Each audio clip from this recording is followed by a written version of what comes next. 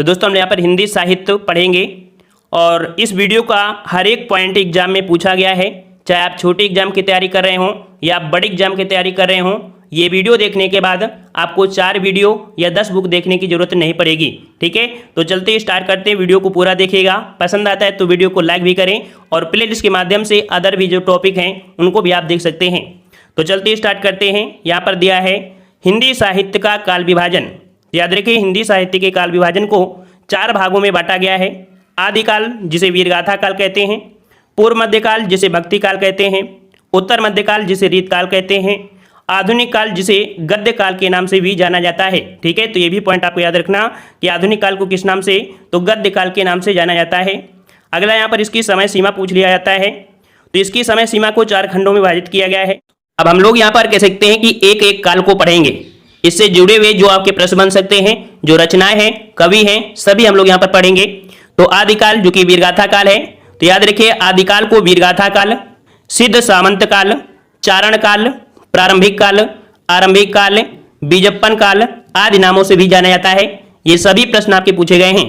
अगला प्रश्न आपसे पूछा जाता है कि आचार्य रामचंद्र शुक्ल के अनुसार वीरगाथा काल की समय सीमा कितनी है। तो ये समय सीमा आपकी कितनी है, तो 1000 ईस्वी से 1350 ईस्वी मानी जाती है। अगला पॉइंट आपका दिया है आदिकाल की प्रवृत्तियां, मतलब कह सकते हैं कि इसमें क्या क्या बातें हुई हैं। तो यहाँ पर आपके आश्रयदाताओं की प्रशंसा, युद्धों के सुंदर और आपके सजीव वर्णन या कह सकते हैं चित्रण, वीरगाथा काल वीर रस के साथ साथ श्रृंगार रस का वर्णन, ऐतिहासिकता के संदर्भ में कल्पना की प्रचुरता, अप्रमाणिक रचनाएं, सामूहिक राष्ट्रीयता का अभाव और डिंगल पिंगल भाषा का प्रयोग। तो आपसे पूछेगा कि डिंगल पिंगल भाषा का प्रयोग जो मिलता है वो आपके कौन से काल में, तो आपके आदिकाल में मिलता है। ठीक है, अब यहाँ पर आपका दिया है आदिकाल का जो नामकरण है, या आपको पूरे यूट्यूब में जब सर्च करेंगे, गूगल में भी सर्च करेंगे तो एक साथ आपको देखने को नहीं मिलेंगे। इसे नोट कर लीजिएगा कि आचार्य हजारी प्रसाद द्विवेदी ने आदिकाल को किस नाम से कहा है। तो आपका यहाँ पर कह सकते हैं आदिकाल ही है आपका है। आचार्य रामचंद्र शुक्ल ने वीरगाथा काल कहा है। ठीक है ना, आदिकाल को आचार्य रामचंद्र शुक्ल ने क्या बोला है, वीरगाथा काल। विश्वनाथ प्रसाद मिश्र ने क्या कहा है, तो आपके वीर काल कहा है। राहुल सक्रात्यायन ने क्या कहा है, तो इसे सिद्ध सामंत काल कहा है। गणपत चंद्र शुक्ल ने क्या कहा है, तो आपका आरंभिक काल कहा है। मिश्र बंधु ने क्या कहा है, तो प्रारंभिक काल कहा है। महाविशाल द्विवेदी ने इसे क्या बोला है, तो आपका बीजप्पन काल कहा है।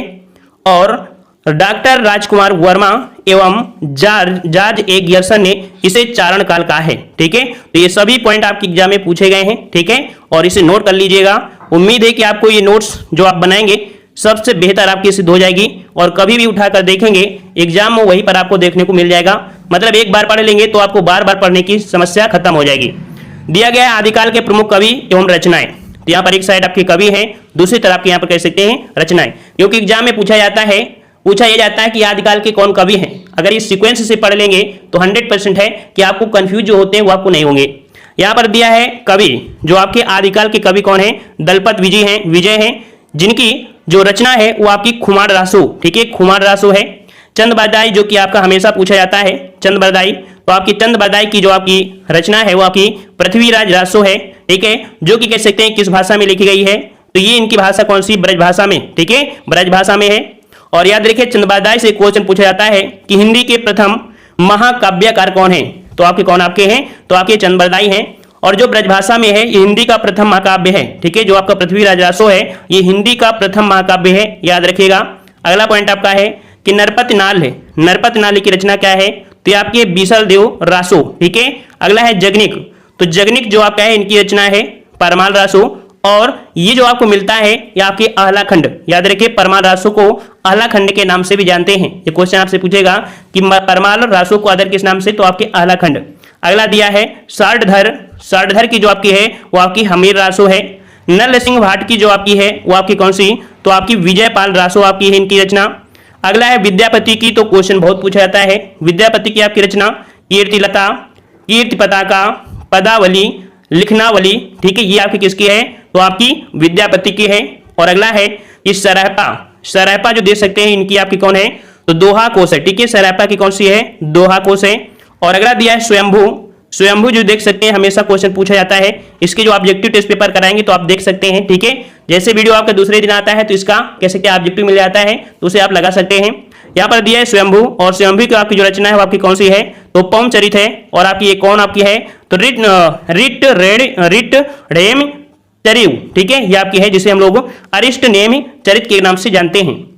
अगला है केदार भट्ट या भट्ट केदार, केदार भट्ट या भट्ट केदार, जिनकी रचना का नाम क्या है, तो जयचंद प्रकाश है, ठीक है, जयचंद प्रकाश है। और नेक्स्ट आपके यहाँ पर है अब्दुल रहमान, अब्दुल रहमान की जो आपकी रचना है वो आपकी संदेश रासक है, संदेश रासक। नेक्स्ट आपका है विजय सूरी, विजय सूरी की जो आपकी रचना है वो आपकी कौन सी, तो आपकी रेवंतगिरी रास है, रेवंतगिरी रास है। और अगला है कि जिन धर्मसूरी, जिन धर्मसूरी की जो आपकी रचना है वो आपकी कौन सी है, तो आपकी स्थूलभद्र है, स्थूलभद्र।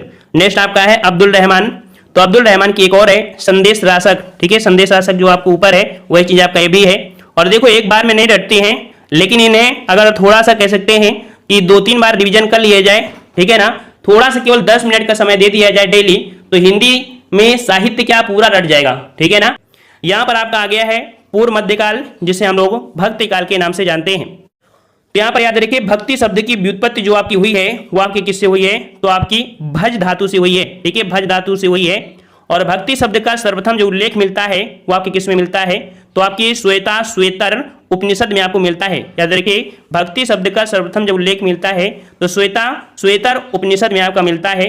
अगला पॉइंट आपका है कि भक्ति सूत्र के आदि प्रणेता आपके कौन है, तो आपकी आदि प्रणेता आपके कौन है, तो आपके नारद मुनि को माना जाता है, आपके माने जाते हैं, ठीक है ना। नेक्स्ट पॉइंट आपका दिया है कि हिंदी साहित्य में भक्ति आंदोलन का प्रारंभ दक्षिण भारत के अलवार संतों की परंपरा से जुड़ा हुआ है, ठीक है। जो आपकी भक्ति आंदोलन है, तो भक्ति आंदोलन का जो परंपरा है यह आपके दक्षिण भारत की आई है, किसके माध्यम से, तो जो आपके अलवार आपके भक्त हैं। अब इन अलवार भक्तों की संख्या 12 मानी जाती है। क्वेश्चन पूछेगा कि अलवार भक्तों की संख्या कितनी है, तो आपकी कितनी है भाई, तो आपकी 12 माना जाता है।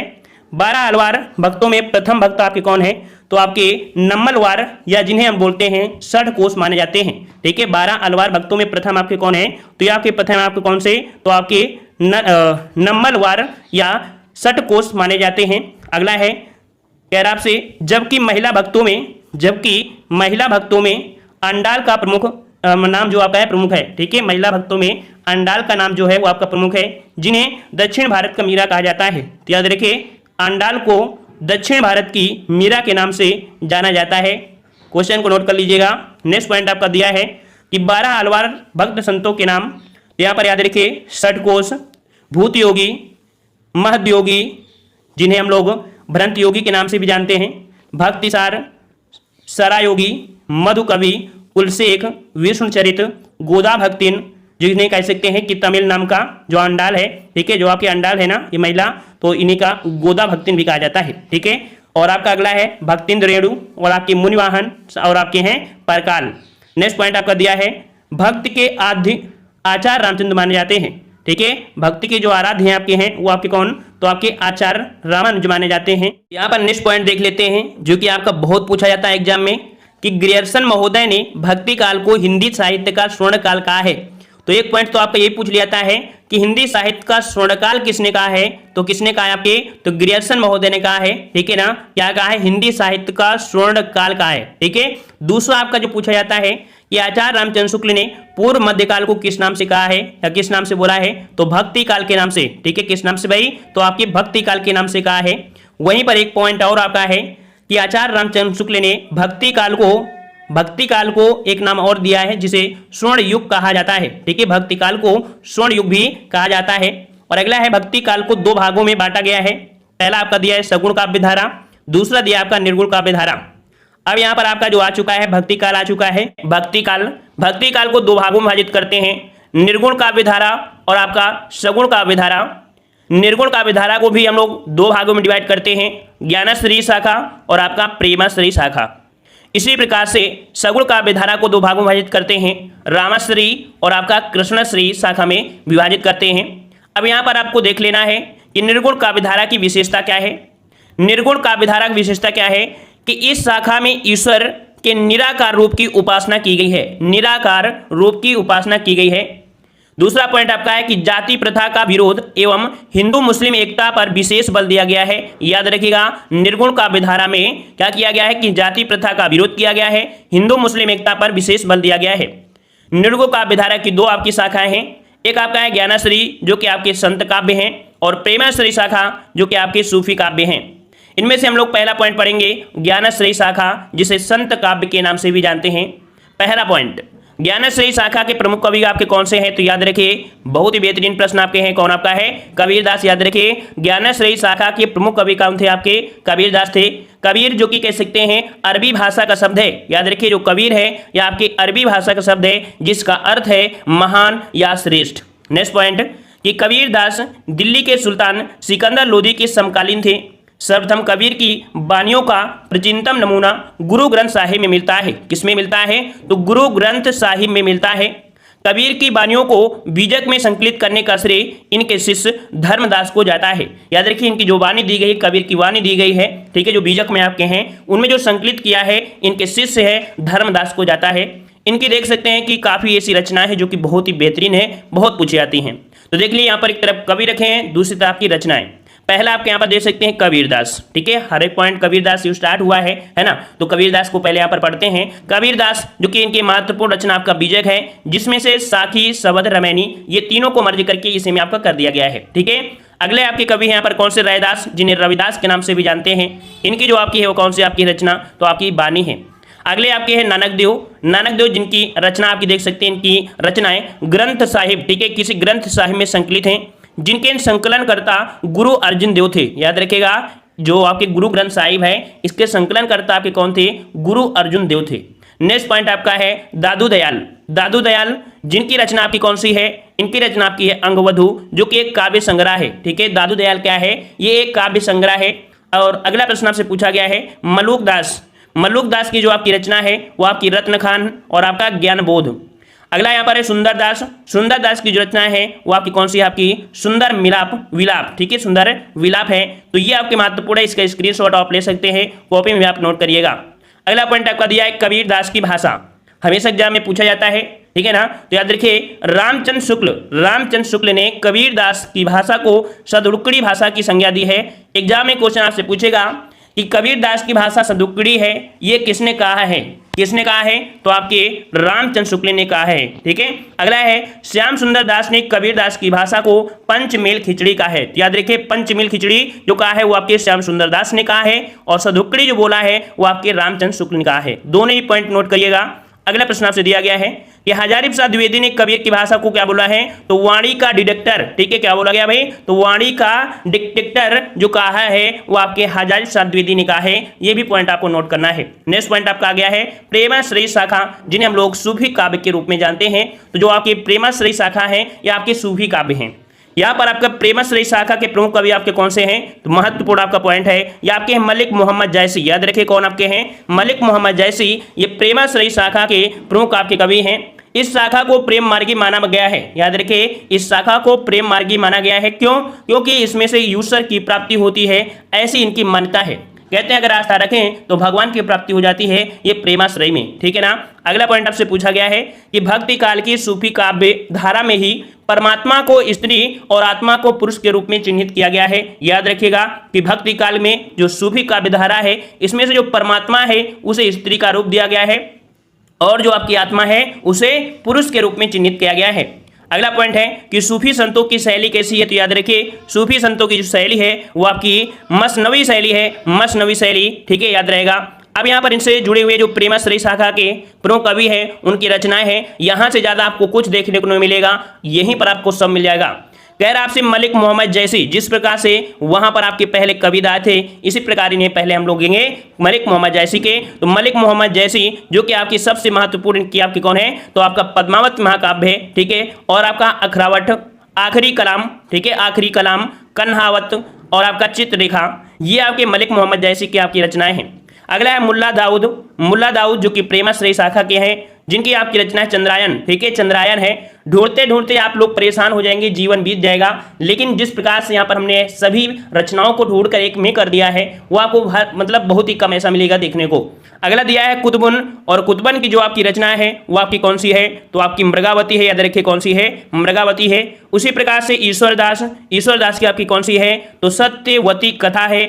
वहीं पर आपके अगले हैं कौन आपके?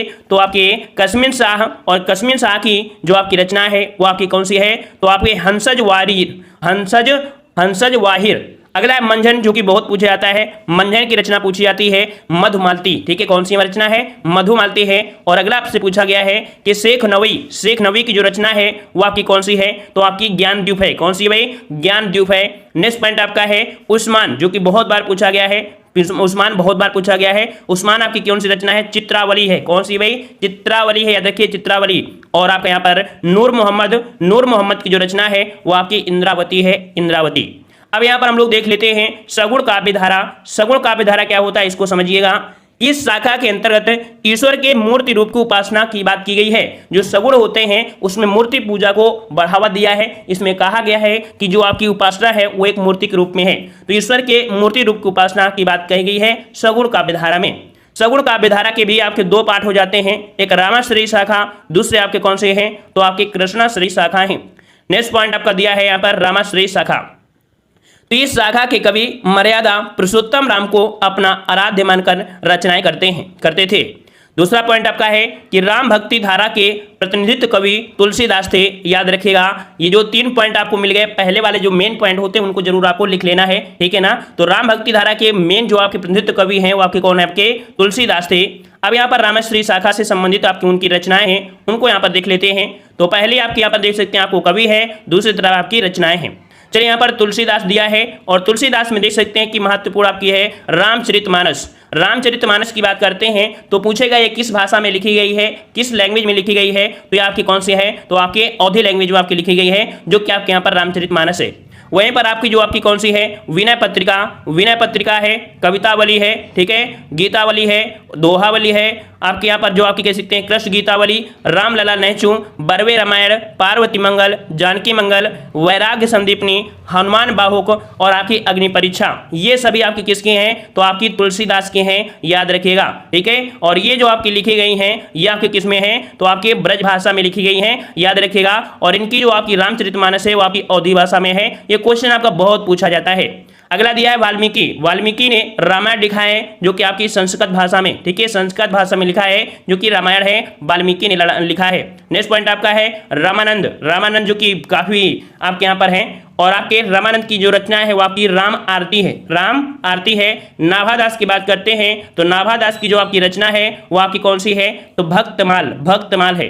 नेक्स्ट पॉइंट आपका केशवदास से आपसे पूछा गया है, तो केशवदास का आपके यहाँ पर कौन सा हो जाएगा? तो केशवदास की जो रचना है वो आपकी रामचंद्रिका, जो कि एक काव्य मतलब प्रबंध काव्य है, ठीक है, प्रबंध काव्य है, कौमा विज्ञान गीता, जो कि एक आध्यात्मिक ग्रंथ है। क्लियर हो गया होगा। नेक्स्ट पॉइंट आपसे कहा गया है कि नरहरिदास, ठीक है, नरहरिदास, तो नरहरिदास ने लिखा है वो आपके पौरिसेन रामायण लिखा है, ठीक है, कौन सी है? पौरिसेन रामायण है। और अगला है आपके यहाँ पर अग्रदास, और अग्रदास जो कि देख सकते हैं राम भजन मंजरी और आपके रामाष्टयाम, ठीक है, रामाष्टयाम, ठीक है, ये आपकी है। और आपके ईश्वरदास ने भारत मिलाप और आपका अंगद पैज, ये जो लगभग सभी हैं ये आपके राम के आराध्य के रूप में ही सभी रचनाएं आपकी की गई हैं। सभी टोटल रचनाएं आपके राम के आराध्य में ही की गई हैं।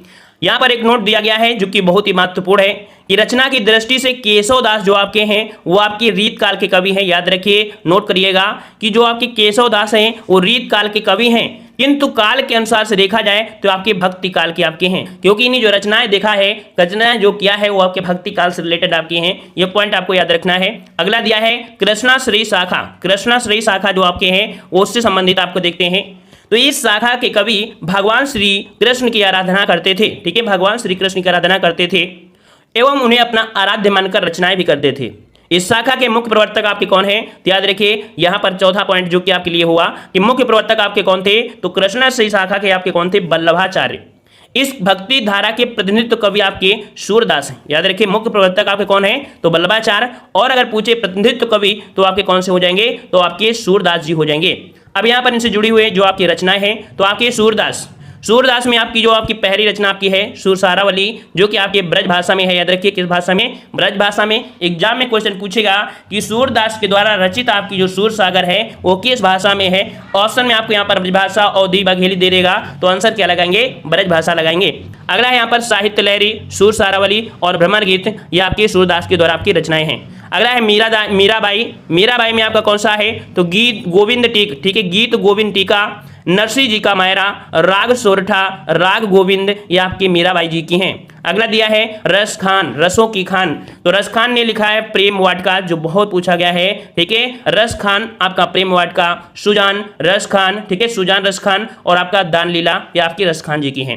नरोत्तम दास ने सुदामा चरित्र के बारे में, जो कि देख सकते हैं कृष्ण से ही संबंधित आपकी लीलाएं, इन्होंने भी लिखा है। श्री भट्ट ने लिखा है युगल शतक लिखा है, याद रखिए युगल शतक। अगला है कुंभल दास, और कुंभल दास में देख सकते हैं कि आपके कुंभल दास में आपके फुटकल पद, ठीक है, आपके कौन, तो फुटकल का भी ये आप कह सकते हैं फुटकल पद है आपका, ठीक है।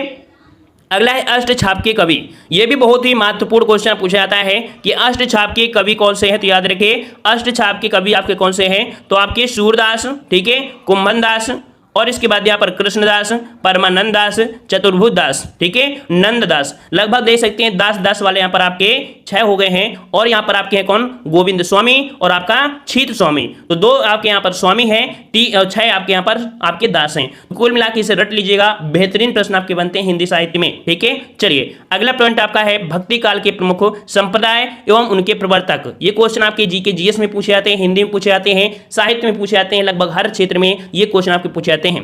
संप्रदाय में देख सकते हैं अद्वैतवाद के संस्थापक या जो प्रवर्तक माना जाता है वो आपके किसे, तो आपके शंकराचार्य को माना जाता है, ठीक है। अद्वैतवाद के जो प्रवर्तक है वो आपके कौन है, तो आपके शंकराचार्य हैं।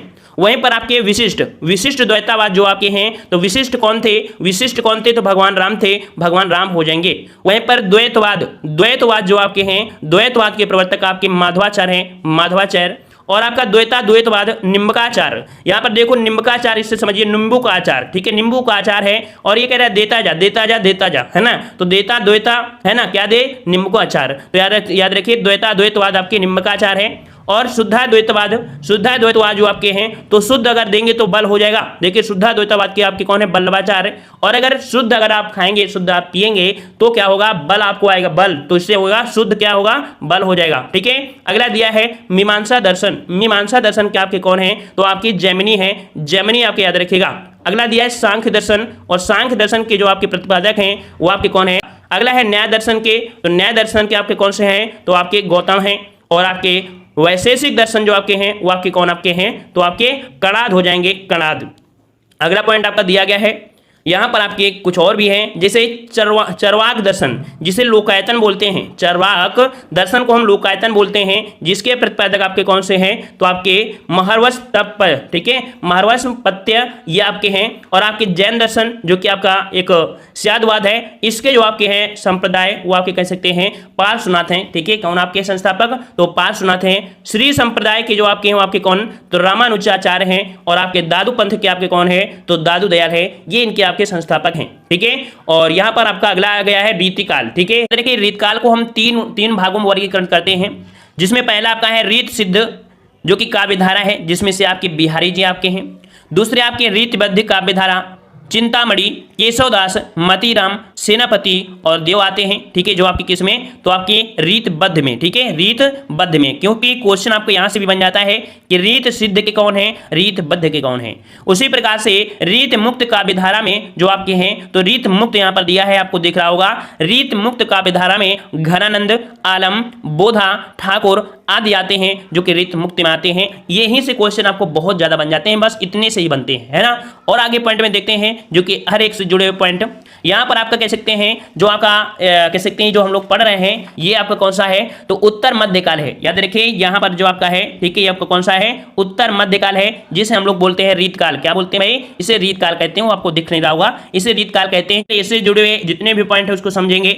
कह रहा है आपसे रीतकाल के अधिकांश कवि कैसे थे, तो दरबारी थे। क्वेश्चन आपसे पूछेगा कि रीतकाल के अधिकांश कवि कैसे थे, तो आपके कैसे थे भाई, तो आपके दरबारी थे, अर्थात ये राजाओं के आश्रय में उनके दरबार में अपनी कविता किया करते थे, ठीक है। रीतकाल के प्रमुख कवि देखा जाए तो आपके देखिए बिहारी जो आपके हैं किसके दरबार में, तो आपके याद रखिए कि जयपुर और आमेर के राजाओं के दरबार में ये अपनी शोभायमान थे, ठीक है, कौन आपके बिहारी, ठीक है। और आपके अगले हैं चिंतामणि, ये आपके नागपुर दरबार में रहते थे। केशवदास जो कि आपके ओरछा के राजा के दरबार में रहते थे। भूषण जो कि आपके पन्ना के राजा के दरबार में, वहीं पर भिखारी दास प्रतापगढ़ और अवध के यहाँ पर कह सकते थे। और आपके बोधा जो कि यहाँ पर कह सकते हैं ये भी आपके पन्ना, ठीक है, दरबार में रहते थे। और आपके कुलपति मिश्र जो कि आपके जयपुर में यहाँ पर कह सकते हैं स्वाभिमान थे। और आपके मतीराम जो कि बूंदी में, और आपके रघुनाथ जो कि आपके काशी में, काशी के राजा के दरबार में रहते थे। तो ये आपके कह सकते हैं कि सभी राजा के जगह दिए गए हैं और ये जो आपके कह सकते हैं आपके लेखक हैं। क्लियर हो गया होगा, ये एक कॉपी में नोट करिएगा इसी प्रकार से। याद रखिए इनके नामकरण को लेकर विद्वान एक मत आपके नहीं है, कोई बोलता है हाँ, कोई बोलता है नहीं, ठीक है। चलिए अगले प्रश्न को आते हैं। प्रश्न आपसे अगला है, ये रीत काल का नामकरण किसने किया? याद रखिए सबसे महत्वपूर्ण आपका है कि रीत काल का जो नामकरण है, ठीक है, यहाँ पर एक हेडिंग डालना है आपको, रीत काल का नामकरण किसने किया है, ठीक है, दिख नहीं रहा होगा। चलिए तो यहाँ पर देखिए विद्वान आपके कौन है, तो रामचंद्र शुक्ल। याद रखिए रीत काल रामचंद्र शुक्ल ने क्या कहा है, तो आपके रीत काल का है। याद रखिएगा कि आपके उत्तर मध्यकाल को जो रीत काल है, तो रीत काल किसने कहा है, तो रामचंद्र शुक्ल ने कहा है। वहीं पर मिश्र बंधु ने रीत काल का नाम क्या दिया है, तो इसे अलंकृत काल कहा है, ठीक है। मिश्र बंधु ने क्या कहा है, अलंकृत काल कहा है। और आपके विश्वनाथ प्रसाद मिश्र ने आपके रीत काल को श्रृंगार काल की उपमा भी दिया है, ठीक है। और आपके रमाशंकर शुक्ल जिन्हें रसाल के नाम से जानते हैं, इन्होंने रीत काल को कला काल भी कहा है। तो ये भी पॉइंट आपको पूरे के पूरे नोट करना है, कॉपी में इसी प्रकार से क्वेश्चन पूछेगा। नेट में ढूंढेंगे तो थोड़ा कंफ्यूज हो जाएंगे, लेकिन अगर एक जगह नोट कर लेंगे, ठीक है, तो 100% सफलता यहीं से मिल जाएगी। अगला प्रश्न आपसे पूछा गया है, ये रीत काल के प्रमुख कवि और उनकी रचनाएं। यहाँ पर एक तरफ आपको कवि दिए हैं, दूसरी तरफ आपकी यहाँ पर रचनाएं हैं, जो कि देख सकते हैं बिहारी सबसे महत्वपूर्ण आपकी बिहारी है। और बिहारी की जो आपकी कौन सी है, सतसई, सबसे महत्वपूर्ण आपकी कौन सी है, बिहारी की सतसई है। और अगला दिया गया है चिंतामणि। चिंतामणि की जो आपकी है वो आपकी कौन सी है, तो आपकी कवि कुल कल्पतरु और आपकी श्रृंगार मंजरी, छंद विचार और आपका ऋष विलास, ये आपकी चिंतामणि की आपकी रचनाएं हैं। और अगला पॉइंट आपका है कि मतीराम की जो आपकी है वो आपकी कौन सी है, तो ललित ललाम, ठीक है। मतीराम की जो आपकी रचना है वो आपकी ललित ललाम, रसराज, अलंकार पंचाशिका। वहीं पर आप अगर बात करें भिखारी दास की, तो भिखारी दास की है काव्य निर्णय, श्रृंगार निर्णय। जसवंत सिंह की बहुत ही महत्वपूर्ण, याद रखिएगा, जसवंत सिंह की आपकी भाषा भूषण पूछी जाती है, तो भाषा भूषण, प्रबोध चंद्रोदय, अपरोक्ष सिद्धांत और आनंद विलास, ये आपकी जसवंत सिंह के हैं। भूषण की बात करते हैं तो भूषण क्या आपकी शिवराज भूषण, शिवा बावनी और छत्रसाल दशक, या आपकी भूषण जी की आपकी है रचना। और अगले हैं पद्माकर जी की, तो पद्माकर जी की रचना आपकी है कौन सी, तो पद्माभरण और आपका जगत विनोद, गंगा लहरी और आपका प्रबोध पचासा, ये आपके पद्माकर जी के हैं। वहीं पर अगर बात करते हैं कि कुलपति मिश्र, तो कुलपति मिश्र की आपकी कौन सी है, तो आपकी रस रहस्य, संग्राम सार और आपका मुक्त तरंगड़ी, ये आपके किसके हैं, तो आपके कुलपति की हैं। अगला आपका दिया है केशवदास, तो केशवदास की जो कि बहुत ही महत्वपूर्ण आपकी है कौन सी, तो रामचंद्रिका। याद रखिए केशवदास की कौन सी है, तो रामचंद्रिका है। और विज्ञान गीता जो कि एक आध्यात्मिक ग्रंथ है। याद रखिए अगर क्वेश्चन ये पूछे कि केशव चंद्र की कौन सी आपकी रचना है जो आध्यात्मिक ग्रंथ है, तो आपकी रामचंद्रिका और विज्ञान गीता, ये आपकी कह सकते हैं आध्यात्मिक ग्रंथ हैं। वहीं पर आपकी कौन कौन सी, कविप्रिया, रसिक प्रिया, ठीक है, ये आपकी केशवदास की हैं। दूल्हा, ठीक है, ये भी आपके एक कह सकते हैं कवि हैं। इन्होंने कवि कुल कंठाभरण, ठीक है, और कह सकते हैं ये इन्होंने रचना किया है।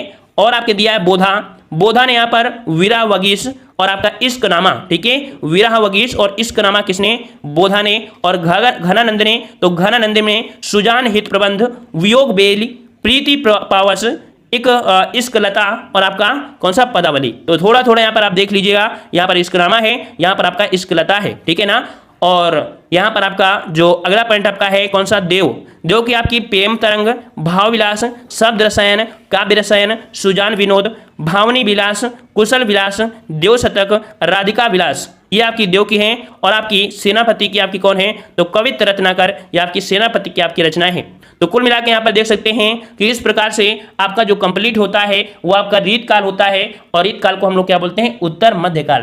तो इस प्रकार से उत्तर मध्यकाल आपका खत्म हुआ है। अब नया आपका काल शुरू हो गया है, जो कि आपका कौन सा है, आधुनिक काल, जिसे हम लोग गद्य काल के नाम से भी जानते हैं। इसी प्रकार से आधुनिक काल का वर्गीकरण किया गया है, जिस प्रकार से हिंदी साहित्य में हमने बताया था 4 भागों में विभाजित किया गया था, ठीक है ना। आदिकाल जिसे वीरगाथा काल कहा गया था, पूर्व मध्यकाल भक्ति काल, उत्तर मध्यकाल रीतिकाल और आधुनिक काल है। और आधुनिक काल को हम गद्य काल कहते हैं। तो यहाँ पर इसको विभाजित करते हैं आपको कितने, तो 4 भागों में, भारतेंद्र युग, द्विवेदी युग, छायावादी युग और आपका छाया तत्व युग।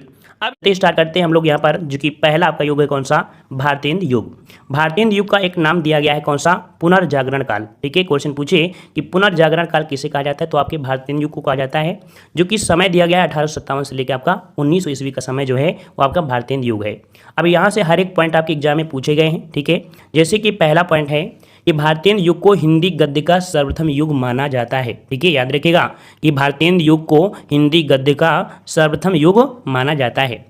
दूसरा पॉइंट आपका यहाँ पर दिया है कि आचार्य रामचंद्र शुक्ल ने आधुनिक काल को क्या नाम दिया है, तो आपके गद्य काल। एग्जाम में पूछा जाएगा कि गद्य काल जो आपका है, आधुनिक काल को गद्य काल किसने कहा है, तो आपके आचार्य रामचंद्र शुक्ल ने कहा है आधुनिक काल को गद्य काल।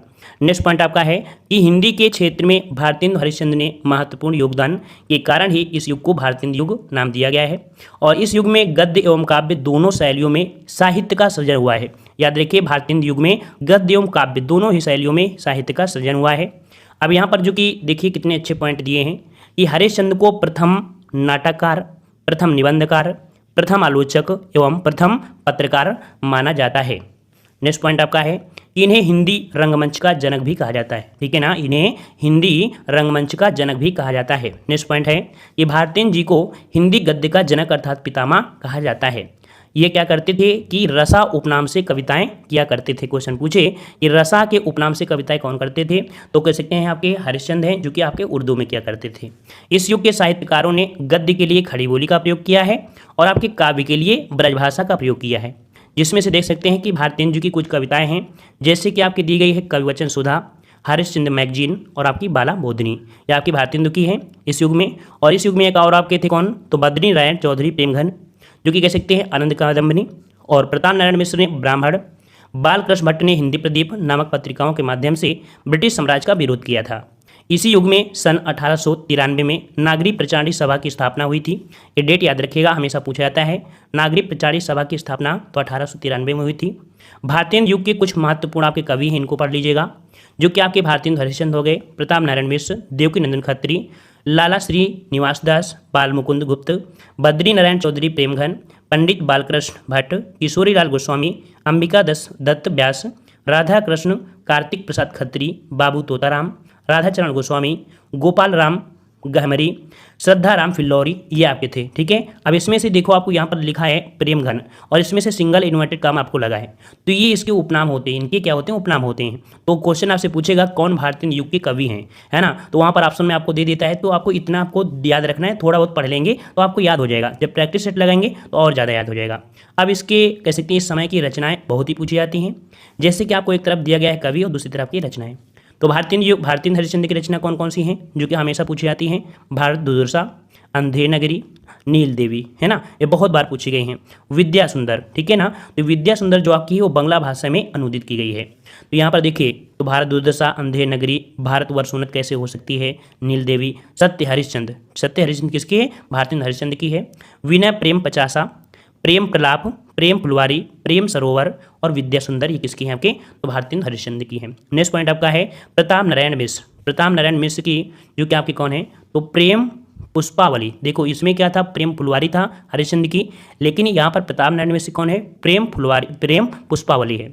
श्रृंगार विलास, रस खान शतक किसकी है, प्रताप नारायण मिश्र की है। हठी हमीर, मन की लहर, ये किसकी है, प्रताप नारायण मिश्र की है। एक कॉलम बनाइएगा और उस कॉलम को इसी प्रकार से लिख लीजिएगा। अगला है बद्री नारायण चौधरी प्रेमघन, जो कि भारत वाग्योदय वर्षा बिंदु, ठीक है ना, ये आपके हैं। ये पॉइंट आपको याद रखना है कि प्रेमघन अब्र उपनाम से उर्दू में कविताएं करते थे। प्रेमघन जो आपके थे तो अब्र उपनाम से उर्दू में कविताएं करते थे, ये पॉइंट आपको याद रखना है। अगर रसा के नाम से पूछे, रसा के नाम से, तो रसा के नाम से उर्दू में क्यों करते थे, भारतेंद्र हरिश्चंद्र, लेकिन अब्र जो कि कह सकते उर्दू भाषा में है ना, तो आपके इस नाम से करते थे, प्रेमघन करते थे, अर्थात बद्री नारायण चौधरी प्रेमघन। अगला दिया है अंबिका दत्त व्यास, इनकी कौन सी है, तो इनकी पॉइंट कौन सी है, तो आपकी पावस पचासा, सुकवि सतसई और हो होरी, है ना, ये आपकी अंबिका दत्त व्यास की है। राधा कृष्ण दास की बात करें तो यहाँ पर राधा कृष्ण दास की है भारत बारहमासा, ठीक है, भारत बारहमासा। देश दशा, कंसवध, जो कि आप कह सकते हैं इनका अधूरा आपका है। क्वेश्चन पूछे कि कह सकते हैं कि राधा कृष्ण दास का कौन सी रचना है जो अधूरी है, तो कंसवध है, ठीक है ना। अगला है ठाकुर ठाकुर जगमोहन जो कि आपकी है कौन, तो ठाकुर जगमोहन की आपकी देवयानी, ये क्वेश्चन आपको कई बार पूछा गया है कि जो आपकी देवयानी है, ठीक है ना, किसकी है, तो ठाकुर जगमोहन सिंह की है। श्यामलता, श्याम सरोजनी इसकी है, तो आपकी ठाकुर जगमोहन की। चलिए द्विवेदी युग, और द्विवेदी युग का आपका जो समय है वो आपका कितना है, तो आपका सन 1900 ईस्वी से लेके 1918 तक का जो समय है इसे द्विवेदी युग के नाम से जाना जाता है। यहाँ पर जो आपका पूछा जाने वाला प्रश्न है कि महाविशाल द्विवेदी जी के नाम पर इस युग का नाम पड़ा, जो कि आपका द्विवेदी युग। ये क्वेश्चन आपका बहुत बार पूछा गया है कि द्विवेदी युग का जो नामकरण हुआ है वो किसके नाम पर, तो आपके महाविशाल द्विवेदी के नाम पर हुआ है द्विवेदी युग। दूसरा पॉइंट आपका है कि द्विवेदी जी को ही खड़ी बोली हिंदी को यहाँ पर काव्य भाषा के रूप में प्रतिष्ठित करने का श्रेय दिया जाता है। अगर क्वेश्चन पूछे कि खड़ी बोली को काव्य भाषा के रूप में प्रतिष्ठित करने का श्रेय दिया गया है किसे, तो आपके द्विवेदी जी को दिया गया है। अगला पॉइंट आपका दिया गया है कि हिंदी कहानियों का वास्तविक विकास जो हुआ है वो आपके किस युग से, तो आपके द्विवेदी युग से ही हिंदी कहानियों का वास्तविक विकास हुआ है। नेक्स्ट पॉइंट आपका पूछा गया है कि द्विवेदी युग के प्रमुख कवि कौन से हैं, क्योंकि डायरेक्ट एग्जाम में क्वेश्चन पूछा जाता है कि कौन से कवि हैं जो द्विवेदी युग से संबंधित हैं, कौन से कवि हैं जो आपके छायावादी युग से हैं, तब आपको 1 नंबर आपको पूरा मिल जाता है। तो यहाँ पर आप देख सकते हैं जैसे आपके महाप्रसाद द्विवेदी हैं, ठीक है ना, चंद्रधर शर्मा गुलेरी, श्याम सुंदर दास, अयोध्या सिंह उपाध्याय, हरिऔध, मैथिली शरण गुप्त, ये आपके कह सकते हैं मुख्य रूप से आपके यहाँ पर कह सकते हैं कि आपके प्रमुख कवि हैं। इनकी रचनाएं भी पढ़ेंगे, ठीक है ना। और भी यहाँ पर कह सकते हैं कवि हैं जैसे आपके रामचरित उपाध्याय, गया प्रसाद शुक्ल, जो कि इनका उपनाम जो आपका है वो आपका स्नेही है, ठीक है ना। ये जो आपके होते हैं ये उपनाम होते हैं। श्री पाठक हो गया, राम नरेश त्रिपाठी, पदम सिंह शर्मा, नाथूराम शर्मा, जो कि नाथूराम शर्मा को एक उपनाम से शंकर के नाम से जानते हैं, पदमलाल पुनालाल बख्शी, कावा मिश्र बंधु, लोचन प्रसाद पांडे, सियाराम गुप्त, बाबू गुलाब राय, ये जो आपके थे ये आपके किस युग से थे, तो आपके द्विवेदी युग से संबंधित थे, ठीक है ना। इनको नोट्स बनाइए और आसानी से यहाँ पर कह सकते हैं याद कर सकते हैं। अब द्विवेदी युग की जितनी भी आपकी कवि हैं उनकी रचनाएं हैं यहाँ से हम लोग पढ़ेंगे, और वीडियो जैसे ही सभी पूरा कंप्लीट होता है तो हम लोग लगभग 400 प्रश्नों का मास्टर वीडियो लेके आएंगे, जो कि आपका ऑब्जेक्टिव होगा, उसको आप देख लेंगे तो पूरी तरीके से आपको कंप्लीट हो जाएगा, ठीक है। चलिए, तो यहाँ पर एक तरफ आपको दिया गया कवि, दूसरा आपका दिया गया रचना, तो जिसके नाम पर रखा गया है तो सबसे पहले उन्हीं की पढ़ेंगे, जो कि आपके महावीर द्विवेदी। महावीर द्विवेदी की जो आपकी प्रमुख रचनाएं हैं तो आपकी कौन सी हैं, यहाँ पर काव्य मंजूषा, नागरी, सुमन, कन्याकुब्ज और अबला विलाप। अगला है अयोध्या सिंह उपाध्याय। तो अयोध्या सिंह उपाध्याय का ये जो आपका है ये आपका हमेशा पूछा जाता है, प्रिय प्रवास किसकी रचना है, अयोध्या सिंह उपाध्याय का है। और कह सकते हैं इनका उपनाम क्या है, तो आपका हरिऔध है। जब भी कोई उपनाम होता है तो हम हमेशा सिंगल उद्धरण चिन्ह का ही प्रयोग करते हैं, ठीक है, याद रहेगा। यहाँ पर याद रखिए जो प्रिय प्रवास है ये खड़ी बोली, ठीक है, खड़ी बोली हिंदी का प्रथम महाकाव्य है। क्वेश्चन आपसे पूछा जाएगा कि हिंदी खड़ी बोली का जो प्रथम महाकाव्य है वो आपका कौन सा है, तो आपका प्रिय प्रवास है, एक प्रकार का प्रबंध काव्य भी कह सकते हैं। अगला है यहाँ पर वैदेही वनवास। वैदेही वनवास क्या है, ये भी एक प्रबंध काव्य है। परिजात, ये भी आपका किसका है, हरिऔध जी का है, जो कि प्रबंध काव्य है। चोखे चौपदे, ये और आपका प्रेम प्रपंच और आपका पद्य प्रसून, ये किसका है, तो आपके अयोध्या सिंह उपाध्याय का है। जो क्वेश्चन ज़्यादा पूछे गए हैं वो आपको ज़्यादा से ज़्यादा यहाँ पर हाईलाइट किए गए हैं ब्लैक से, ठीक है। अगले यहाँ पर देख लीजिए कि जो बहुत ही महत्वपूर्ण क्वेश्चन बनता है, ये हरिऔध जी को एक पद दिया गया है कवि सम्राट, ठीक है ना। तो याद रखिए हरिऔध जी हिंदी साहित्य में, ठीक है, साहित्य जगत में कवि सम्राट की उपाधि से विभूषित किए गए हैं, क्योंकि डायरेक्ट क्वेश्चन पूछेगा कि कवि सम्राट किसे कहते हैं, तो आपके हरिऔध जी को कहा जाता है, ठीक है। अगले पॉइंट में आते हैं, पॉइंट आपका अगला है जो कि आपके कौन है, तो आपके मैथिली शरण गुप्त। मैथिली शरण गुप्त की बात करें तो इनकी जो आपकी प्रथम काव्य रचना है कौन सी है, तो प्रथम काव्य रचना आपकी कौन सी है, तो रंग में भंग, ठीक है। अगर क्वेश्चन पूछे कि मैथिली शरण गुप्त की इनमें से कौन सी रचना है जो प्रथम काव्य रचना है, तो आपकी कौन है, तो रंग में भंग है। दूसरा आपका जो पूछा जाता है एक महाकाव्य पूछा जाता है, कौन सा, साकेत। साकेत क्या है, एक महाकाव्य है, किसका है, तो मैथिली शरण गुप्त का है साकेत। जय भारत, भारत भारती, जयद्रथ वध, यशोधरा, पंचवटी, त्रिपथगा और आपका झंकार, ठीक है, जिसमें से यहाँ पर आपका जयद्रथ वध भी बहुत बार पूछी गई है, जय भारत भी पूछी गई है, भारत भारती भी आपकी पूछी गई है और यशोधरा पूछी गई है। और ये जो आपकी पूछी गई है कई बार पूछा गया है जयद्रथ वध, ठीक है, और ये तो आपकी अनगिनत बार पूछी गई है, ये तो सदाबहार वाला प्रश्न है, हमेशा आपका पूछा जाता है, ठीक है। अगला प्रश्न आपका दिया है नाथूराम, जिन्हें उपनाम दिया गया है शंकर। इनकी जो आपकी रचना ज़्यादा नहीं पूछी जाती हैं, फिर भी यहाँ पर आप पढ़ सकते हैं कि आपको गर्वरंडा, ठीक है, गर्वरंडा, हर रहस्य, अनुराग रत्न, शंकर सरोज, शंकर सर्वस्व, ठीक है, इनकी ज़्यादा पूछी नहीं गई आपकी, ठीक है, एक यही आपको 1-2 बार पूछी गई है, वैसे ज़्यादा आपकी नहीं मिली है। अगला है श्रीधर पाठक। श्रीधर पाठक की जो कि यहाँ पर है कौन सी, भारत गीत, ठीक है, श्रीधर पाठक की कौन सी है, यहाँ पर आपका भारत गीत हो गया। बाल विधवा जो कि एक कविता है, बाल विधवा की कविता आपकी है। जाट वंदना एक कविता है और आपका वनाष्टक, ठीक है। तो इसमें से जो आपको पूछा गया है वो आपकी कश्मीर सुषमा पूछा गया है। ये कश्मीर सुषमा किसकी है, तो आपके यहाँ पर किसकी, तो आपके श्रीधर पाठक की है। और कश्मीर अगर पहुँच गए हैं तो देहरादून भी पहुँच जाइए, तो देहरादून भी किसकी है, तो आपकी श्रीधर पाठक जी की है। अगला प्रश्न आपका दिया है, इनकी बहुत पूछी जाती हैं, गया प्रसाद स्नेही, ठीक है ना। तो आपका दिया है प्रेम पच्चीसी, करुणा कंदमनी, त्रिशूल तरंग, कृषक करदंग और राष्ट्रीय वीणा, ठीक है, राष्ट्रीय वीणा। और आपके यहाँ पर करुणा कादम्बनी, ठीक है, त्रिशूल तरंग, कृषक क्रंदन, ये आपका गया प्रसाद जिन्हें हम लोग यहाँ पर कैसे उपनाम है स्नेही है, ठीक है। अगला दिया गया है राम नरेश त्रिपाठी, जो कि इनकी एक पूछी गई पथिक किसका है, तो पथिक जो रचना किसकी है, तो आपके राम नरेश त्रिपाठी का है। मिलन, स्वप्न और आपका मानसी किसका है, राम नरेश त्रिपाठी का है। तो इस प्रकार से हमने यहाँ पर कवर किया जो कि आपका द्विवेदी युग था। देखो सबसे पहले बात आती है कि छायावादी युग का जो समय है वो आपका कितना है, तो आपके 1918 ईस्वी से लेके 1936 ईस्वी तक का जो समय है वो आपका छायावादी युग है और इसे हम लोग शुक्ल युग के नाम से भी जानते हैं। तो पहला पॉइंट आपका जरूरी है कि आचार्य रामचंद्र शुक्ल के नाम पर इस युग को शुक्ल युग भी कहा जाता है, किंतु छायावादी युग के वास्तविक अर्थ लेकर विद्वान एक मत नहीं है। मतलब यहाँ पर कह सकते हैं कि जो आपका ये छायावादी युग है इसे हम लोग यहाँ पर शुक्ल युग भी कहते हैं। कारण क्या है कि कुछ लोग मानते हैं कि आचार्य रामचंद्र शुक्ल के नाम पर ही इस युग को शुक्ल युग रखा गया है, लेकिन कुछ लोगों का मानना है कि यहाँ पर आचार्य रामचंद्र शुक्ल को नहीं मानते हैं, उनका मत आपका दूसरा है। तो यहाँ पर देखिए दूसरा दिया है कि किंतु छायावादी युग के वास्तविक अर्थ को लेकर विद्वान एक मत आपके नहीं है। तो देख सकते हैं महावीर प्रसाद द्विवेदी इसे अन्योक्ति पद्धति, डॉक्टर नगेंद्र इसे स्थूल के प्रति सूक्ष्म का विद्रोह, रामचंद्र शुक्ल ने इसे शैली वैचित्र्य कहा है ना।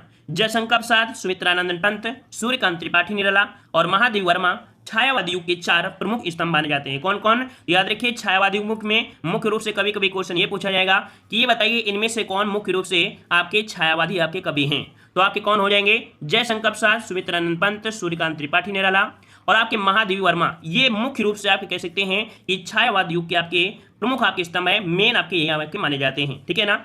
जयशंकर प्रसाद ब्रजभाषा में कलाधर उपनाम से कविताएं क्या कह सकते हैं कि आपके करते हैं, किस नाम से, तो जयशंकर प्रसाद ब्रजभाषा में कलाधर उपनाम से कविता करते थे, ठीक है, करते थे। तो इनकी ब्रजभाषा की कविताएं चित्रधार में संकलित हैं, ठीक है। अगर पूछे कि जयशंकर प्रसाद की जो आपकी रचनाएं हैं वो आपकी कहां पर संकलित हैं, तो ब्रजभाषा की जितनी जो कविताएं हैं वो चित्राधार में, किसमें, चित्राधार में आपकी संकलित हैं। अब यहाँ पर देख सकते हैं छायावादी के युग के प्रमुख आपके कवि कौन, तो जयशंकर प्रसाद, सुमित्रानंद पंत, महादेव वर्मा, सूर्यकांत त्रिपाठी निराला, रामचंद्र शुक्ल, हजारी प्रसाद द्विवेदी, बाबू गुलाब राय, नंद दुलारे, वाजपेयी, पद्मलाल, पुन्नालाल बख्शी, ये आपके मुख्य रूप से आपके कह सकते हैं ये छायावादी के युग आपके कह सकते हैं कवि हैं, ठीक है ना। यहाँ पर देख सकते हैं, ध्यान दे सकते हैं कि रामचंद्र शुक्ल, पद्मलाल, पुन्नालाल बख्शी, बाबू गुलाब राय ने द्विवेदी युग एवं छायावादी दोनों में से सृजित साहित्य सृजन किया है। मतलब कह सकते हैं कि रामचंद्र शुक्ल है, पद्मलाल पुन्नालाल बख्शी हैं, बाबू गुलाब राय ने, इन्होंने द्विवेदी युग में भी और आपके छायावादी युग दोनों में ही साहित्य में रचना इन्होंने किया है, साहित्य में सृजन किया है, ठीक है। तो ये पॉइंट आपका है, इसलिए हमने बताया था कि मुख्य रूप से 4 स्तंभ माने गए हैं, कौन, जयशंकर प्रसाद, सुमित्रानंद पंत, सूर्यकांत त्रिपाठी निराला और आपके महादेव वर्मा, है ना। चलिए आते हैं यहाँ पर इनसे जुड़े हुए जो क्वेश्चन आपके एग्जाम में बनते हैं वही आपको यहाँ पर पढ़ना है।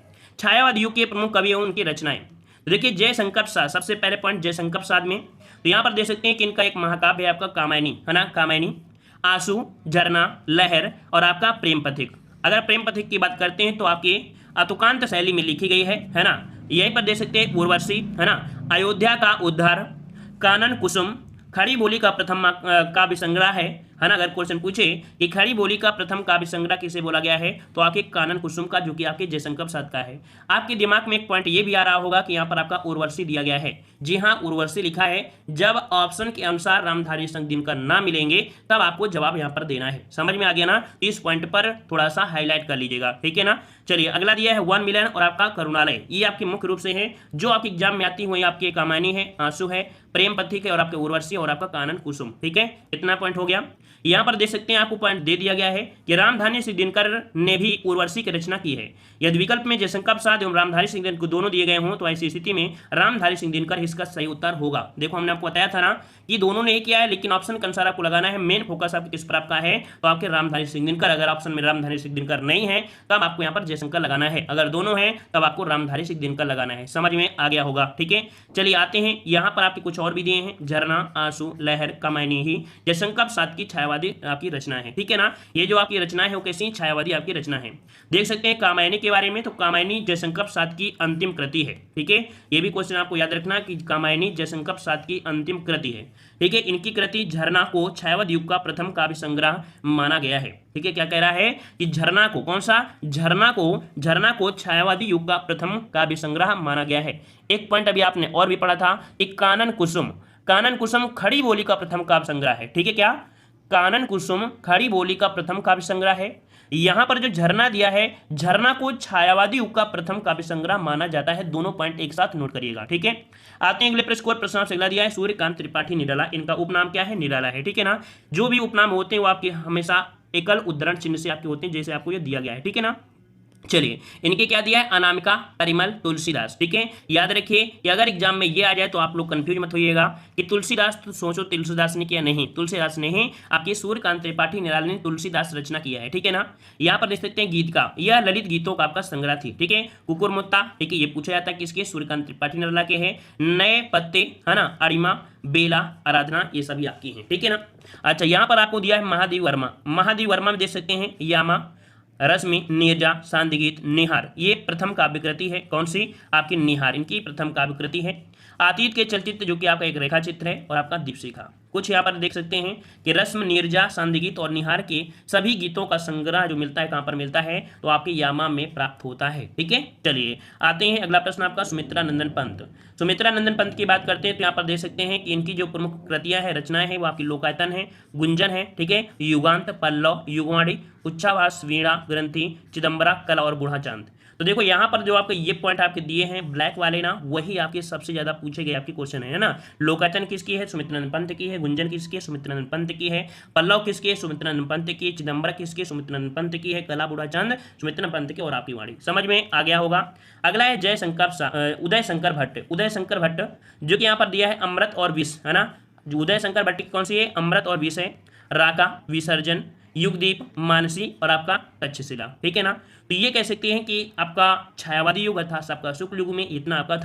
तो चलिए यहाँ पर देखते हैं, कह रहा से छायावादोत्तर युग को शुक्लोत्तर युग के नाम से भी जाना जाता है। ये पॉइंट को आपको नोट करना है। दूसरा पॉइंट आपका दिया गया है कि छायावादोत्तर युग में हिंदी काव्यधारा बहुमुखी हो गई थी। मतलब यहाँ पर देख सकते हैं कि ये आपके पुरानी काव्यधारा और आपके नवीन काव्यधारा में आपके कह सकते हैं विभक्त हो गई। यहाँ पर पुरानी काव्यधारा के जो प्रमुख कवि हैं वो आपके कौन हैं, तो पुरानी काव्यधारा के जो आपके कवि हैं वो आपके कौन, तो आपके देख सकते हैं कि ऐसे कवि आपके हैं पुरानी काव्यधारा के अंतर्गत जो आपके आते हैं, वो राष्ट्रीय सांस्कृतिक काव्यधारा एवं उत्तर छायावादी काव्यधारा आती है। मतलब इसमें से आपकी जो राष्ट्रीय सांस्कृतिक काव्यधारा में जैसे माखनलाल चतुर्वेदी हो गया, बालकृष्ण शर्मा हो गए, है ना, सुभद्रा कुमारी चौहान, रामधारी सिंह दिनकर और सियाराम शरण गुप्त, ये अभी आपको देखने को मिलेंगे, इसके अंतर्गत आपके आते हैं, ठीक है ना। चलिए आते हैं अगले पॉइंट को। प्रश्न आपसे पूछा गया है, चलो देखो मिल भी गया है कि राष्ट्रीय सांस्कृतिक काव्यधारा के जो आपके कवि कौन है, तो आपके देख सकते हैं आपके माखनलाल चतुर्वेदी, बालकृष्ण शर्मा, है ना, नवीन, इन्हें उपनाम आपका है, सोहनलाल द्विवेदी, सियाराम शरण गुप्त, बालकृष्ण शर्मा, है ना, इनको भी नवीन, और श्याम नारायण पांडे, रामधारी सिंह दिनकर, ये कैसे हैं, तो राष्ट्रीय सांस्कृतिक काव्यधारा के आपके कवि हैं, ठीक है। यहाँ से क्वेश्चन कैसे बनते हैं, जब कभी ऑप्शन में आपको दे दिया जाता है कि राष्ट्रीय सांस्कृतिक काव्यधारा के इनमें से कवि कौन नहीं है, तो इतने आपको पॉइंट आपको याद रखना है, क्योंकि 5-6 तो आपको याद करना ही पड़ेगा, ठीक है। अगर आपको अपना हिंदी मजबूत करना है तो सब चीज पर कमांड आपकी होनी चाहिए, ठीक है। चलिए अगला दिया गया है उत्तर छायावादी काव्यधारा के कवि कौन है, तो उत्तर छायावादी काव्यधारा के कवि कौन है आपके, सुमित्रा नंदन पंत आपके हो जाएंगे, ठीक है। महादेवी वर्मा, सूर्यकांत त्रिपाठी निराला, जानकी वल्लभ शास्त्री, ये आपके महत्वपूर्ण आपके जो उत्तर छायावादी काव्यधारा आपके कवि हैं।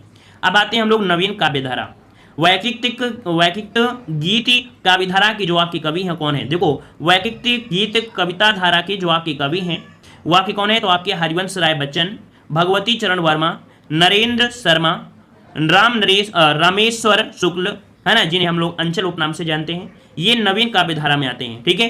अब आते हैं प्रगतिवादी काव्यधारा के कवि।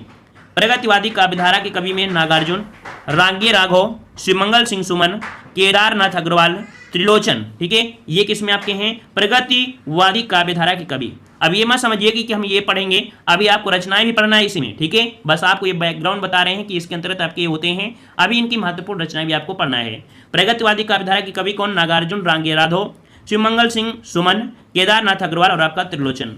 अब आते हैं प्रयोगवादी काव्यधारा के कवि कौन कौन है, तो देखो यहाँ पर आपका था प्रगतिवादी, अब यहाँ पर आ गया है प्रयोगवादी काव्यधारा। आपने देखा होगा पेपर में भी कि प्रगतिवादी काव्यधारा की कभी कभी क्वेश्चन पूछ लेता है ना। तो आप कौन आपके हैं, तो आपके आगे हैं मुक्ति बोध हो जाएंगे, भवानी प्रसाद मिश्र, गिरजा कुमार माथुर। ठीक है, अब आते हैं कभी आप देखते हैं कि नई कविता, बहुत बार आपने एग्जाम में देखा होगा कि क्वेश्चन आता है नई कविता के प्रमुख कवि कौन है ना। तो नई कविता में मुख्य रूप से आपके धर्मवीर भारती, शमशेर बहादुर सिंह, ये आपके आते हैं नई कविता काव्यधारा में। ठीक है, और भी कुछ अभी नया पढ़ने वाले हैं, ऐसा नहीं है कि नई कविता में आपकी यही है, मात्र रूप से देखा जाए तो आपके मिलते हैं, लेकिन और भी आपको देखने को मिलेंगे। ठीक है, यहाँ पर आ गए हैं हम लोग उत्तर छायावादी काव्यधारा। उत्तर छायावादी काव्यधारा जो भी आपने देखा था कि उत्तर छायावादी काव्यधारा में हम लोग पॉइंट में पढ़ेंगे पहला कि वैयक्तिक काव्यधारा के प्रमुख कवि एवं उनकी रचनाएं। अभी ऊपर आपने पढ़ा था, तो वैयक्तिक आपके काव्यधारा के प्रमुख कवि में हरिवंश राय बच्चन का नाम सर्वोपरि है। और यहाँ से क्वेश्चन आपको बहुत मिलते हैं कि हरिवंश राय बच्चन जो आप कह सकते हैं कि हिंदी साहित्य में आए और उन्होंने अपना नाम कमाया,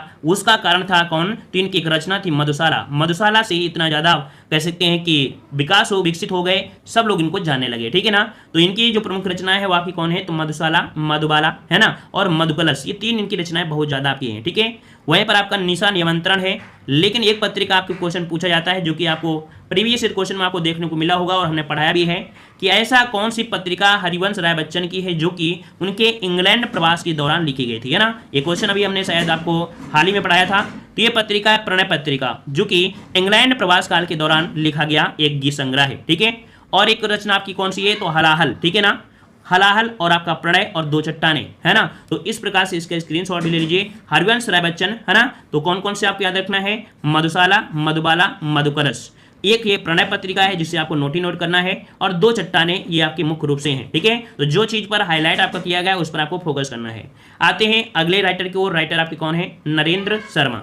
नरेंद्र शर्मा की जो महत्वपूर्ण है वो आपकी कौन सी है, कदलीवन, है ना। इनकी जो आपकी रचना है कदलीवन है, मिट्टी का वन है, पलाश वन है, प्रवासी के गीत है और प्रभात फेरी। तो इनके मैक्सिमम जो पूछा गया है वो आपका प्रभात फेरी, है ना। क्या पूछा गया है, प्रभात फेरी बहुत पूछा गया है। तो इनमें से ये इनका IMP है, इससे आप लोग नोट कर लीजिएगा। ठीक है, प्रभात फेरी वाला। ठीक है, अगला दिया गया है रामेश्वर शुक्ल अंचल, है ना। यहाँ पर देखो ये चीज जो दिया होता है एक क्या होता है, उपनाम होता है। जब भी किसी का अगर सिंगल उद्धरण चिन्ह जिसे बोलते हैं इन्वर्टेड कॉमा इंग्लिश में, अगर ये ऐसे आपका होता है समझिए कि इनका ये उपनाम होता है। ठीक है, और हमेशा उपनाम को सिंगल इन्वर्टेड कॉमा में ही लॉक करते हैं। ठीक है, लेकिन जब कभी भी एक पैराग्राफ में किसी चीज को स्पेशल रूप से दिखाना होता है तब वहां पर उस पर हम लोग डबल उद्धरण चिन्ह लगा देते हैं, है ना। लेकिन जब उपनाम होता है तब ऐसे लगाते हैं। उम्मीद है ये पसंद आपको आया होगा और आपने अगर नई बार सीखा है तो आपको लगा कि हाँ कुछ हमने सीखने को मिला। ठीक है, चलिए यहाँ पर देखो रामेश्वर शुक्ल अंचल की जो आपकी है कौन, अपराजिता। ठीक है, अपराजिता, लाल चुनार और आपका किरण बेला और मधुलिका।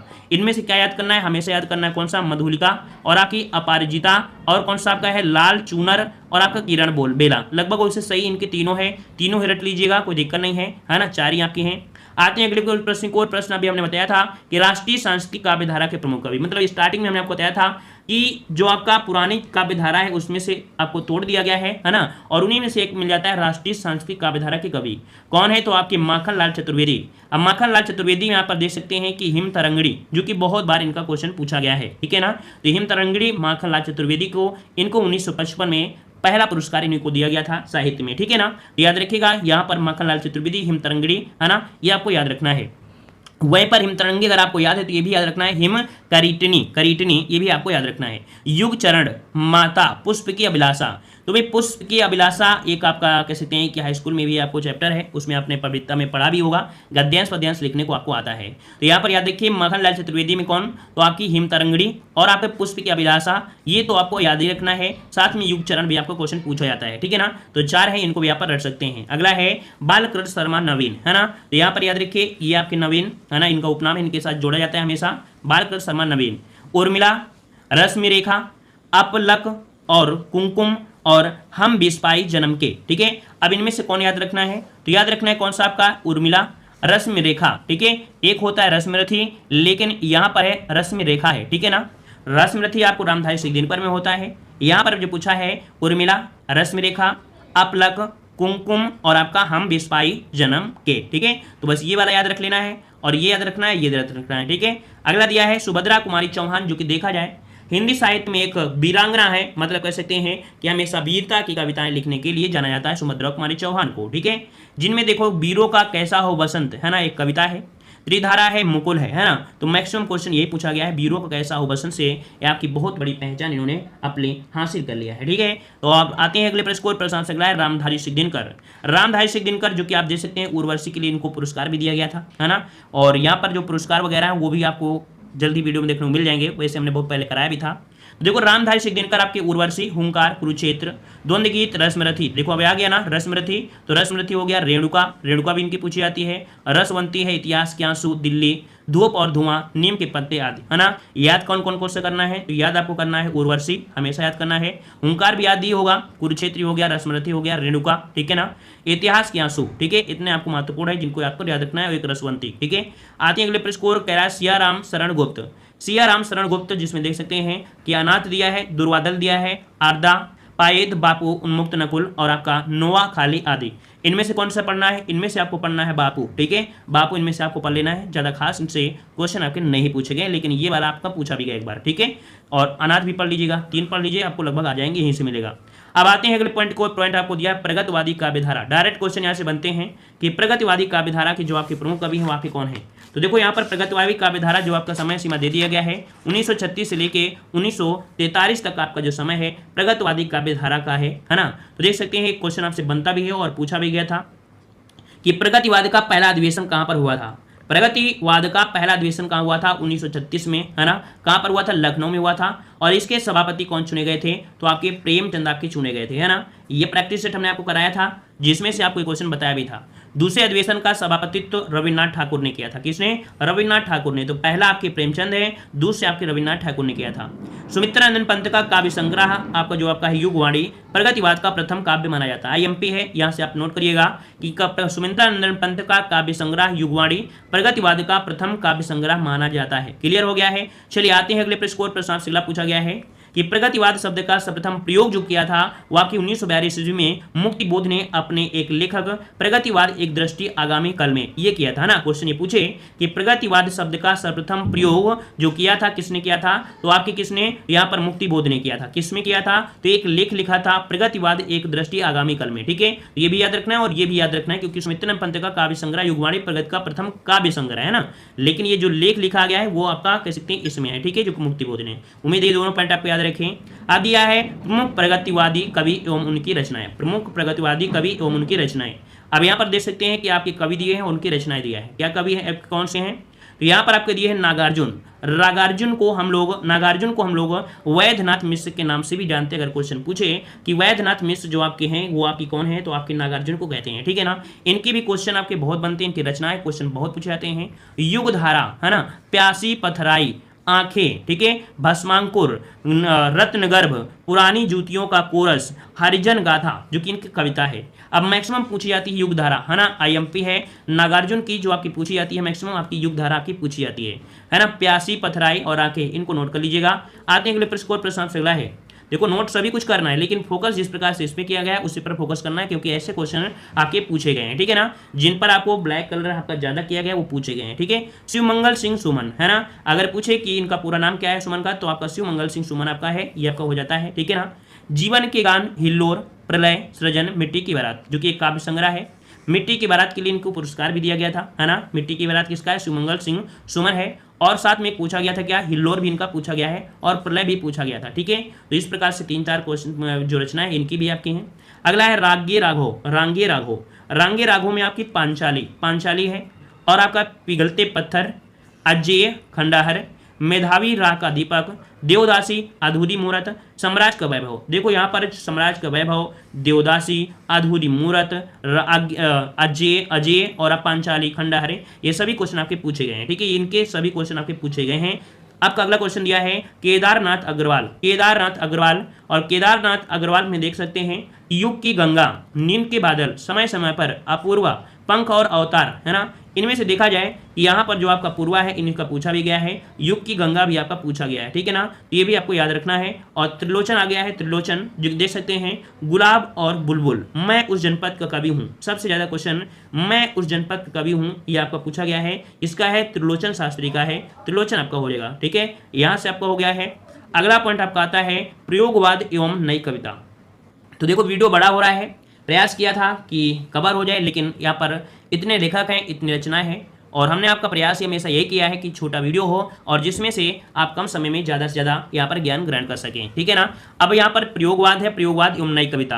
अब यहाँ पर प्रयोगवाद में क्या होगा, थोड़ा सा में से और भी इसको डिस्क्राइब किया जाएगा, जिसमें से तार सप्तक आएंगे, तार सप्तक कब से कब चलता है ना। जब पढ़ ही रहे हैं तो थोड़ा सा डिटेल से ही पढ़ लेंगे, है ना। ये सब आपको देखने को मिलेगा अगले वीडियो में, ये सब मिलेगा। तार सप्तक कब से कब क्या शुरू होता है, कौन कौन उसमें आते हैं, क्योंकि क्वेश्चन बन जाता है प्रथम कौन थे, द्वितीय में कौन थे, तृतीय में आपके कौन रहे, सब आपके ना। तो चलिए मिलते हैं नए वीडियो के साथ। सभी को धन्यवाद, सभी को जय हिंद।